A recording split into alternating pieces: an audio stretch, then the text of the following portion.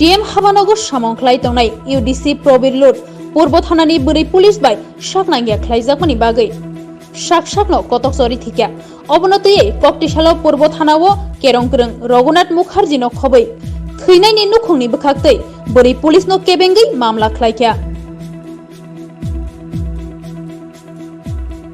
আপনারা জানেন গত মাসের 13 তারিখ প্রবীর লোক যিনি এসডিএম সদরে ইউডিসি পদে কর্মরত ছিলেন ওনার বিরুদ্ধে 12 তারিখে একটা অভিযোগ করেন আশালতা দেববর্মা একজন মহিলা ওনার অফিসে চাকরি করেন গ্রুপ ডি শিলদানে একটা অভিযোগ করেন 12 তারিখ সন্ধ্যার সময় প্রবীর লোককে থানা থেকে ফোন করা হয় মৌসুমী দেববর্মা নামে একজন WSI উনি ফোন করেন। ফোন করার পর আমি তখন রাজ্যের বাইরে ছিলাম কলকাতা ছিলাম প্রবীরবাবু আমাকে ফোন করেন এরকম থানা থেকে ফোন করছে থানাতে যাবো কিনা। আমার সাথে আমার এক জুনিয়র আছে রৌনক দাস এই থানার পাশের বাড়ি ওকে আমি ফোন করে বলি তুমি থানাতে যাও দেখো কী ধরনের অভিযোগ আছে বা এফআইআর হয়েছে। যাওয়ার পর ওখান থেকে পুলিশ ওকে বলে যে কোনো এফআইআর এখন রেজিস্টার হয়নি একটা রিটেন কমপ্লেন করেছে। ওনার সাথে আমরা একটু কথা বলবো ডেফিনেটলি কথা বলবে যেহেতু ল অ্যাবাইডিং সিটিজেন আমরা পুলিশকে কোঅপারেট করা আমাদের দায়িত্ব। আমি ফোন করে তারপর বললাম তুমি যাও রৌনক থাকবে অ্যাকর্ডিংলি সে তার মিসেসকে নিয়ে যায় এবং ওই যে লয়ার ছিল রৌনক ওকে নিয়ে থানাতে যায়। যাওয়ার পরে ওর মিসেস আর যে আইনজীবী ছিল ওকে থানা থেকে বের করে দেওয়া দিয়ে একটা ঘরে তাকে ওকে বসিয়ে প্রচণ্ডভাবে মানসিক এবং মানে 376/511 মানে ধর্ষণের চেষ্টা এরকম কেসে ঢুকিয়ে দেওয়া হবে। তারপরে গালিগালাজ অকথ্য ভাষায় গালিগালাজ করা হয়। তারপর একটা সময় তার ফোনটা মৌসুমী দেববর্মা নিয়ে সুইচ অফ করে রেখে দেয় ওনার কাছে। তারপর আমি বলবো সন্ধ্যার দিকে 8টা 8:30 দিকে যখন ফোন করি ওকে পাই না তখন আমি আমার ওই যে জুনিয়র ছেলে আছে রৌনক ওকে ফোন করি তখন বললো যে ও ফোন আমাদের ঢুকতে দিচ্ছে না ফোনটা কেড়ে নিয়েছে ফোনটা সুইচ অফ করে রেখেছে। তার 10-15 মিনিট পর আবার ফোন করে তখন ওর মিসেস বলে যে বলেছে জল খাবার দিয়ে যেতে আজকে সারা রাত্রি থানাতে থাকবে কালকে 11টার সময় ওই ভদ্রমহিলা আসবেন ওনার সাথে মেডিকেট করে মীমাংসা করে তারপরে তা ওকে ছাড়াও। তারপর আমি পূর্ব মহিলা থানা ইয়ের থেকে মৌসুমী দেববর্মার মোবাইল নাম্বার চাই। তখন রৌনক যে ছিল আইনজীবী লয়ার সে গিয়ে বলে যে আমার স্যারের নাম্বারটা চাইছে কথা বলবে বলে যে নাম্বার এইভাবে উইদাউট পারমিশন দেওয়া যাবে না। বাধ্য হয়ে আমি তখন ল্যান্ডফোনে ফোন করি ফোন করার পরে যে ডিউটি অফিসার ছিলেন ওনাকে বলি যে মৌসুমী দেববর্মা আছেন কেউ আছে দিন কথা বললো তো বললাম যে দিদিমণি কী খবর এটা কোনো এফআইআর হয়েছে বলে যে না এটা রিটেন কমপ্লেন করেছে।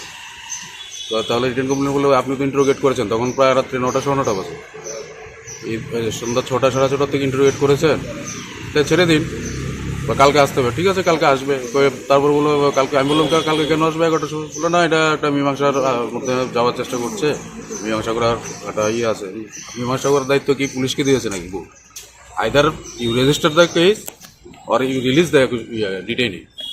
আপনি কেস রেজিস্টার করুন অ্যারেস্ট করে কোর্টে কালকে পাঠান আর নাহলে যেহেতু ধৃত মানে অ্যারেস্ট মানে ডিটেন করেছেন ডিটেনকে ছেড়ে দিন আপনি একজনকে বসিয়ে রাখতে পারেন।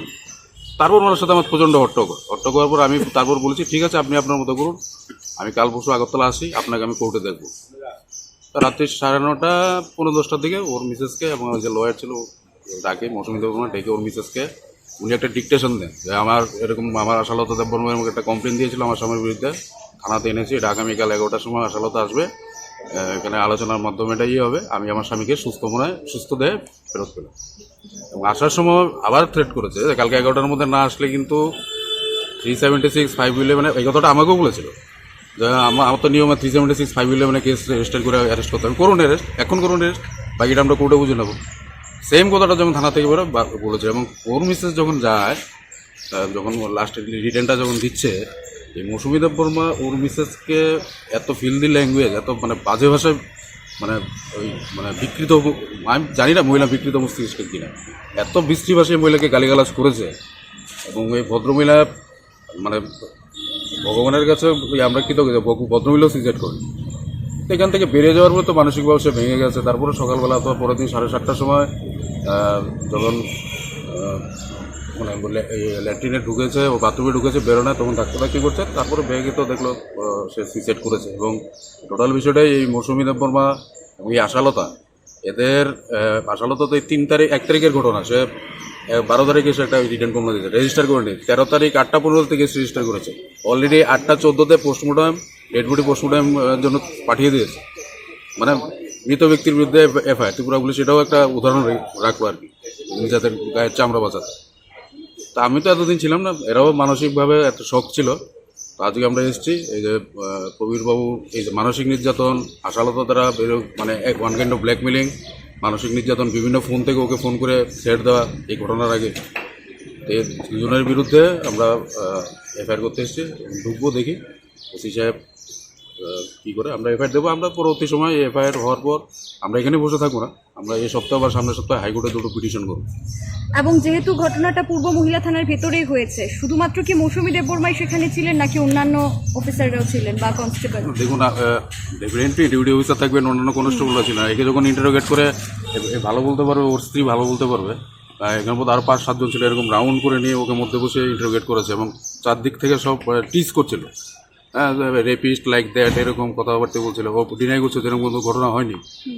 তো আরও ইয়ে ছিল। এটা এখন পুলিশ যদি সঠিকভাবে তদন্ত করে, এটা দেখেছি আমরা ক্লোজ করে নিয়েছে, ক্লোজ করে নিয়ে তো হবে না, ও তো হেড অফিসে বসে আছে।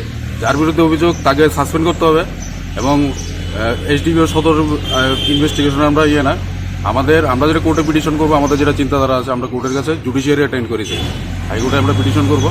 পাশাপাশি এদের বিরুদ্ধে ব্যবস্থা নেওয়ার জন্য, পুলিশ অফিসার আর এদের বিরুদ্ধে লিগেল স্টেপ নেওয়ার জন্য আমরা আগামী সপ্তাহে হাইকোর্টে করবো। আপাতত এফআইআরটা করছি, এফআইআর করবো, নেক্সট স্টেপে আমরা যাবো, আপনাদের জানাবো। শুধুমাত্র কি এবং সেই মহিলার কি বক্তব্য ছিল? উনি যে এফআইআর করেছিলেন, সেই এফআইআর কপিতে কি লেখা রয়েছে?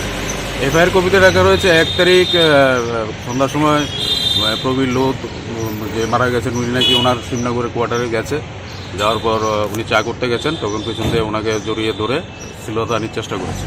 উনি চিৎকার করেছেন, প্রবীর লোধ বাড়ি থেকে বেরিয়ে চলে গেছে। এবং এফআইআরটা উনি মারা যাওয়ার পর করা হয়েছে। এফআইআরটা 13 উনি মারা গেছেন, মানে অ্যাজ পার পোস্টমর্টম রিপোর্ট, মানে ব্রড ডেট 8.04 আওয়ার্স, মানে সকাল 8টা 4 নিয়েছে। আর এফআইআর যেটা রেজিস্টার করা হয়েছে 8টা 15 করেছে, 11 মিনিট পর এফআইআর রেজিস্টার করা হয়েছে। ঠিক আমি ওই দিন 13 তারিখেই তো যাওয়ার কবে 13 তারিখে 12 তারিখে ও যখন আমাকে অফিস থেকে নিয়ে আসে, আমাকে পোস্ট অফিস চৌমনি থেকে ও নিয়ে আসে যে ওরিয়েন্টে ভিড়, তার জন্য আমাকে ও পোস্ট অফিস চৌমনি থেকে বাড়িতে নিয়ে আসে। আসার পথে ওকে ফোন করছে। আমি বলছি যে কে ফোন করছে? পূর্ব মহিলা থেকে ফোন করছে। আমি বলি কেন? যেতে বলেছে। এরপরে আচ্ছা ঠিক আছে। এরপরে আবার যখন আরেকটু আসলাম, আবার ফোন করেছে, বলছে ও আসবো বলেছি তো, আমি আসবো, আমি বটতলা থেকে আসছি কথা বলছে। এরপরে আমরা ঘরে গেলাম, ঘর থেকে এরপরে আমি একটু জল খেয়ে তারপরে আমি তোমার সঙ্গে যাব। ও বলে না, তুমি যাবে না, তোমার যেতে হবে না। বলে না না না আমি যাব। ঠিক আছে চলো। তো গেলাম। তারপরে যে তার যে জুনিয়র, উনিও গেলেন। যাওয়ার পরে তখন আমরা ঢুকলাম।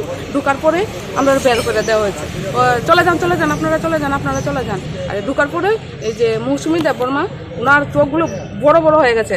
হ্যাঁ, বলে আরে কে এসছে, আরে কী ব্যাপার, তারা ওরা মানে বলা বলি করছে। আর অনেক আছে, হ্যাঁ, ওনার নিচে স্টাফ অনেকগুলো আছে। তারপরে আমি বের হয়ে গেলাম, আর জুনিয়র উনিও বের হয়ে গেলেন। তারপরে বললেন যে ওনাকে কিছু জিজ্ঞেস করবেন। তো ওনাকে এমন জায়গায় জিজ্ঞেস করলো যে আমার ওইটাই প্রশ্ন যে ঠিক আছে, আপনি কমপ্লেন পেয়েছেন, জিজ্ঞেস করবেন। ওনাকে একটা ঘরে নিয়ে আপনি একা থাকেন, জিজ্ঞেস করেন।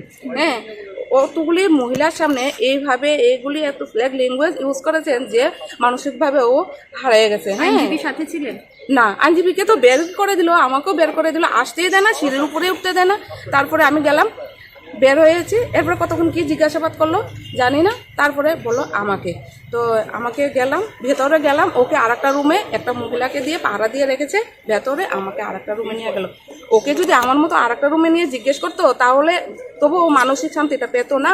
আমাকে যেগুলি ভাষা বলেছে মহিলা, বাপ রে বাপ, আমার তো একদম মানে মাথা হয়ে গেছে। আমি কি করব, এত ভাষা, মানে জঘন্য ভাষা। তো আমি কি করব? আপনি এক কাজ করেন, ওকে থানায় রেখে যান, আর কোনো কথা নাই। ওকে কি ধারায় করা হইব। এরপরে কইছে যে খাবার দেওয়া যান, ওকে করে। আমি বলেছি যে ম্যাডাম, ওকে কি মারধর করাবে? না না, কিছু করাবে, নিশ্চিন্তে থাকেন, আপনি করেন, এই যে ওকে খাবার দাবার দিয়ে যান, ও থাকবে। এরপরে আমি বললাম যে আমি রিকোয়েস্ট করলাম যে আজকে রাত্রটা বাচ্চাটা তো ছোটো, আজকে রাত্রটা আমরা বাড়িতে যেতে দেন, আমি কথা দিলাম কালকে 11টার মধ্যে আসবো। ওই মহিলা নাকি যে কমপ্লেন করে যে 11টার সময় আসবে।